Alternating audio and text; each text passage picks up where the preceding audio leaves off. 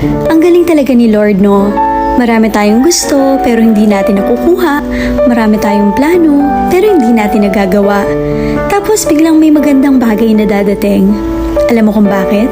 Kasi His plan is better than ours. Lagi mo pa rin pangarapin ang may marating. Ano man ang mga pagsubok at problema ang dumating. Mabagal man ang pag-abante, okay lang yan. Basta ang importante dumidiskarte.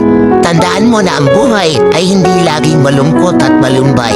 Kaya patuloy ka lang lumaban at maging matibay. Dahil darating din ang araw, lahat ng plano mo sa buhay ay magtatagumpay. Mars, housewife ka lang pala. E di asa lang din sa asawa mo. Ay bakit Mars? Kanino ba dapat ako umasa? Sa asawa mo? Today's advice, alagaan mo yung sarili mo. Kasi puhunan mo yan sa pagtupad ng pangarap mo, sa pag-aalaga mo sa mga taong mahalaga sa'yo, at pagtupad ng mission mo dito sa mundo. Tandaan mo, isa ka lang. Kaya habang may chance pa, bumawi ka sa sarili mo. Alagaan mo yan.